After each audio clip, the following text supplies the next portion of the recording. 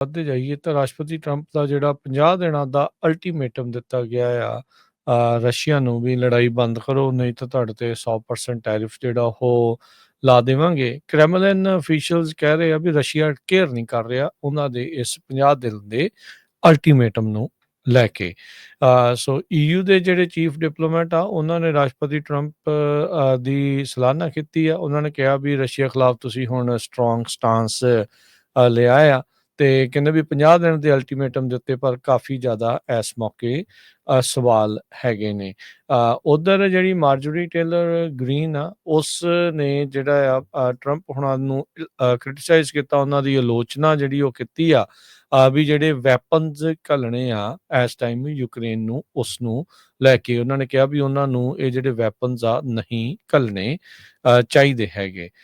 ਸੋ ਮਾਰਜੋਰੀ tailor green ਉਹਨਾਂ ਨੇ ਕਿਹਾ ਵੀ ਜਿਹੜੇ ਬਿਲੀਅਨਸ ਆਫ ਡਾਲਰ ਹੋਰ ਤੁਸੀਂ ਸੈਂਡ ਕਰਨ ਜਾ ਰਹੇ ਹੋ ਵੈਪਨਸ ਦੇ ਰੂਪ ਦੇ ਵਿੱਚ ਯੂਕਰੇਨ ਨੂੰ, ਉਹ ਕਹਿੰਦੇ ਵੀ ਤੁਸੀਂ ਆਪਣਾ ਇੱਕ ਹੋਰ ਕੈਂਪੇਨ ਪ੍ਰੋਮਿਸ ਜਿਹੜਾ ਆ ਉਹ ਬ੍ਰੇਕ ਕਰ ਦਿੱਤਾ ਆ। ਤੇ ਕਹਿੰਦੇ ਵੀ ਤੁਸੀਂ ਉਹੀ ਕੰਮ ਕਰ ਰਹੇ ਹੋ ਜੋ ਬਾਈਡਨ ਨੇ ਇੱਕ ਹਿਸਾਬ ਦੇ ਨਾਲ ਕੀਤਾ ਸੀ। ਕਹਿੰਦੇ ਵੀ ਮਾਗਾ ਨੇ ਵੋਟ ਨਹੀਂ ਸੀ ਕੀਤੀ ਵੈਪਨਸ ਜਿਹੜੀ ਆ ਯੂਕਰੇਨ ਨੂੰ ਘੱਲਣ ਦੇ ਲਈ। ਤੇ ਉਧਰ ਦੂਜੇ ਪਾਸੇ ਐਪਸਟੀਨ ਫਾਈਲਸ ਨੂੰ ਲੈ ਕੇ ਵੀ ਮਾਗਾ ਵਾਲੇ ਜਿਹੜੇ ਥੋੜੇ ਬਹੁਤੇ ਉਲਟ ਜਿਹੜੇ ਉਹ ਹੋ ਚੁੱਕੇ ਆ ਤੇ ਟਰੰਪ ਹੁਣੀ ਆਪਣੇ ਐਪਸਟੀਨ ਦੇ ਫਾਈਲ ਦੇ ਟੈਸਟ ਦੇ ਵਿੱਚ ਮਾਗਾ ਵਾਲਿਆਂ ਦੇ ਮੁਤਾਬਕ ਉਹ ਕਾਈਂਡ ਆਫ ਫੇਲ ਹੋ ਰਹੇ ਆ। ਟਰੰਪ ਹੁਣਾਂ ਨੇ ਜਿਹੜੇ ਓਵਲ ਆਫਿਸ ਤੋਂ ਜਿਹੜੀ ਅਨਾਉਂਸਮੈਂਟ ਕੀਤੀ ਸੀ ਸੋਮਵਾਰ ਨੂੰ ਨਾਟੋ ਦੇ ਚੀਫ ਮਾਰਕ ਰਟ ਹੁਣਾਂ ਦੇ ਨਾਲ, ਉਹਨਾਂ ਨੇ ਇੱਕ ਪਿਵਟ ਕੀਤਾ ਸੀ, ਯੂ ਟਰਨ ਮਾਰਿਆ ਸੀਗਾ ਵੀ ਯੂਕਰੇਨ ਨੂੰ ਹੁਣ ਹਥਿਆਰ ਜਿਹੜੇ ਉਹ ਘੱਲਣ ਨੂੰ ਲੈ ਕੇ। ਸੋ ਉਧਰ ਜਿਹੜੇ ਰਸ਼ੀਆ ਦੇ ਡਿਪਟੀ ਚੇਅਰ ਨੇ ਸਿਕਿਉਰਿਟੀ ਕੌਂਸਲ ਦੇ ਤੇ ਸਾਬਕਾ ਰਸ਼ੀਆ ਦੇ ਪ੍ਰੈਜ਼ੀਡੈਂਟ ਡਮਿਤਰੀ ਮੈਦਵੇਦੇਵ, ਉਹਨਾਂ ਨੇ ਐਕਸ ਦੇ ਉੱਤੇ ਆਪਣਾ ਜਿਹੜਾ ਕਹਿ ਲਓ ਵੀ ਪ੍ਰਤੀਕਰਮ ਦਿੱਤਾ, ਕ੍ਰੈਮਲਿਨ ਦੇ ਜਿਹੜੇ ਰਿਐਕਸ਼ਨ ਦਿੱਤੇ। ਜਿਹੜੀ ਜੁਆਇੰਟ ਸਟੇਟਮੈਂਟ ਦਿੱਤੀ ਗਈ ਸੀ ਕਿ ਟਰੰਪ ਤੇ ਨਾਟੋ ਦੇ ਚੀਫ ਦੇ ਦੁਆਰਾ ਵੀ 50 ਦਿਨ ਦੀ ਜਿਹੜੀ ਮੋਹਲਤ ਉਹਨਾਂ ਨੂੰ ਦਿੱਤੀ ਗਈ ਆ। ਤੇ ਕਹਿੰਦੇ ਵੀ ਟਰੰਪ ਨੇ ਇੱਕ ਥੀਏਟ੍ਰਿਕਲ ਅਲਟੀਮੇਟਮ ਕ੍ਰੈਮਲਿਨ ਨੂੰ ਜਿਹੜਾ ਉਹ ਦਿੱਤਾ ਆ ਤੇ ਉਹਦੇ ਨਾਲ ਕਹਿੰਦੇ ਵੀ ਕੁਛ ਵੀ ਜਿਹੜਾ ਉਹ ਅਸਰ ਨਹੀਂ ਹੋਣਾ। ਕਹਿੰਦੇ ਵੀ ਜਿਹੜਾ ਬਲਿਜਰੈਂਟ ਯੂਰਪ ਆ ਉਹ ਇਸ ਦੇ ਵਿੱਚ ਡਿਸਅਪੁਆਇੰਟ ਹੀ ਹੋਊਗਾ। ਉਹਨਾਂ ਨੇ ਕਿਹਾ ਵੀ ਰਸ਼ੀਆ ਇਹਨਾਂ ਦੇ ਅਲਟੀਮੇਟਮ ਨੂੰ ਕੇਅਰ ਨਹੀਂ ਕਰਦਾ।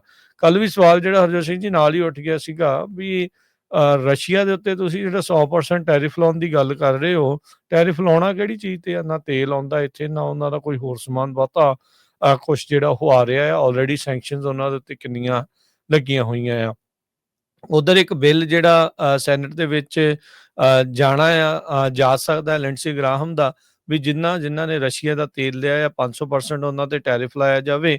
ਉਸ ਦੇ ਉੱਤੇ ਟਰੰਪ ਹੁਣੀ ਨਰਮੀ ਜਿਹੜੀ ਉਹ ਦਿਖਾ ਰਹੇ, ਉਹ ਕਹਿੰਦੇ ਵੀ ਨਹੀਂ 500% ਟੂ ਮੱਚ ਆ, 100% ਮੈਂ ਆਪਣੇ ਕੋਲੋਂ ਹੀ ਜਿਹੜਾ ਆ ਉਹ ਲਾ ਦਿੰਦਾ ਹੈਗਾ ਉਹ ਵੀ ਰਸ਼ੀਆ ਦੇ ਉੱਤੇ।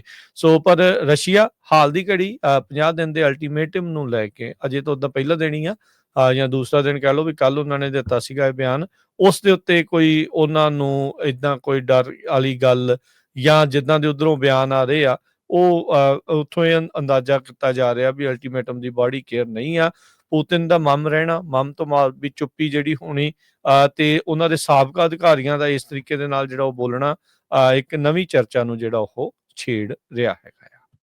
ਜੀ ਬਿਲਕੁਲ, ਰਸ਼ੀਆ ਵਾਲਿਆਂ ਨੇ ਕੋਈ ਇਸ ਮਾਮਲੇ ਦੇ ਵਿੱਚ ਜਵਾਬ ਨਹੀਂ ਦਿੱਤਾ ਹੈਗਾ ਤੇ ਯੂਕਰੇਨ ਵਾਲੇ ਵੀ ਥੋੜੇ ਜਿਹੇ ਅਪਸੈਟ ਆ ਵੀ 50 ਦਿਨਾਂ ਦਾ ਸਮਾਂ ਨਹੀਂ ਦੇਣਾ ਚਾਹੀਦਾ। ਕਹਿੰਦੇ ਵੀ ਇਕੱਲੇ ਇੱਕ ਦਿਨ ਦੇ ਵਿੱਚ ਕੱਲ 267 ਡਰੋਨ ਜਿਹੜੇ ਆ ਉਹ ਯੂਕਰੇਨ ਵੱਲ ਭੇਜੇ ਗਏ ਆ ਰਸ਼ੀਆ ਵੱਲੋਂ ਤੇ ਯੂਕਰੇਨ ਨੇ ਵੀ 70 ਦੇ ਕਰੀਬ ਜਿਹੜੇ ਡਰੋਨਸ ਆ ਉਹ ਰਸ਼ੀਆ ਦੇ ਵੱਲ ਭੇਜੇ ਹੈਗੇ ਆ। ਸੋ 50 ਦਿਨ ਦਾ ਸਮਾਂ ਕਾਫੀ ਲੰਮਾ ਹੈਗਾ। ਜਲੈਂਸਕੀ ਹੁਣੀ ਇਹ ਕਹਿ ਰਹੇ ਹੈਗੇ ਆ ਤੇ ਸਾਨੂੰ ਜਿਹੜੇ ਹਥਿਆਰ ਆ ਉਹ ਜਲਦੀ ਤੋਂ ਜਲਦੀ ਸਪਲਾਈ ਕਰਨੇ ਚਾਹੀਦੇ ਹੈਗੇ ਆ। ਡਿਫੈਂਸ ਆਫੀਸ਼ੀਅਲਸ ਨੇ ਕਿਹਾ 17 ਦੇ ਕਰੀਬ ਜਿਹੜੀਆਂ patriotic surface to air missile system ਹੈਗਾ ਆ ਉਹ ਯੂਰਪੀਅਨ ਐਲਾਈਜ਼ ਜੋ ਆ ਉਹ ਉਹਨਾਂ ਨੂੰ ਦੇਣਗੇ, ਯੂਕਰੇਨ ਨੂੰ ਦੇਣਗੇ ਤੇ ਅਮਰੀਕਾ ਵੀ ਉਹਦੇ ਵਿੱਚ ਜਿਹੜੀ ਆ ਹੈਲਪ ਕਰੂਗਾ। ਸੋ ਲੱਗਦਾ ਨਹੀਂ ਇਹ ਜਿਹੜੀ ਯੂਕਰੇਨ ਤੇ ਰਸ਼ੀਆ ਦੀ ਲੜਾਈ ਸੀ ਉਹ ਆਉਣ ਵਾਲੇ ਸਮੇਂ ਦੇ ਵਿੱਚ ਬੰਦ ਹੋਵੇ, ਜੋ ਲੱਛਣ ਹੁਣ ਚੱਲ ਰਹੇ ਹੈਗੇ।